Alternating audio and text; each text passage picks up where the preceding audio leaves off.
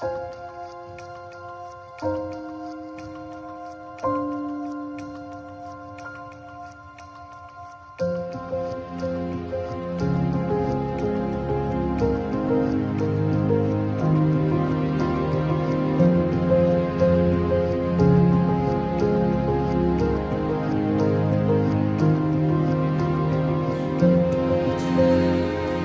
évidemment, là je parle du mouvement, et quand on aborde la question de l'énergie,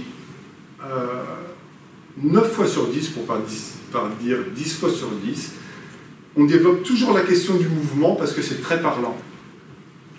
Parce que, évidemment, en Qigong, dans le fait de courir, dans le fait d'agir, ça parle à tout le monde. Simplement, j'observe une chose, c'est que s'il y a mouvement, il y a donc destination, donc il y a de l'information qui circule, mais d'où vient l'information?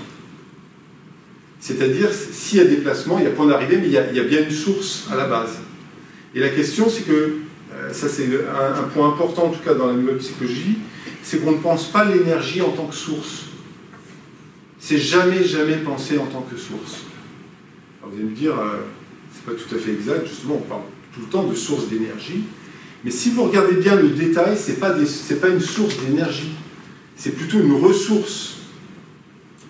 Quand on dit le soleil, c'est pas une source d'énergie, c'est une ressource. Et donc par des subtilités du langage, on confond source et ressource. Et quand on parle d'énergie, il y a une notion donc fondamentale à commencer à intégrer, c'est la notion de la source. Il y a bien quelque part quelque chose qui émerge et qui est source d'énergie, qui nous donne l'impulsion du mouvement. Autrement dit, s'il y a un mouvement, donc il y a une source qui génère ce mouvement. La question c'est où elle est, comment elle fonctionne, est-ce qu'elle est en nous, comment ça se comprend tout ça. Et le petit film que je vous ai montré au début, il y avait un petit clin d'œil à ça, c'était d'abord les nuages, c'est-à-dire ce qui est de l'ordre du mouvement, un peu accéléré de telle manière à ce qu'on voit qu'il y a des mouvements très lents qu'on ne perçoit pas, et donc quand on accélère on voit que tout est en mouvement permanent. Et puis le Strokur qui est le geyser qui est en Islande, et qui symbolise, si vous voulez, cette histoire de source, c'est-à-dire dans l'énergie quelque chose qui jaillit. Et je pense qu'il y a quelque chose à explorer là-dedans, dans la notion de l'énergie, c'est quelque chose qui jaillit.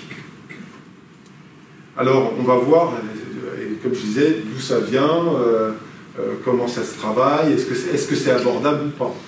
Sinon, on est éternellement condamné au mouvement, à la recherche du mouvement. Et on va voir en quoi ça a un impact dans la psychologie.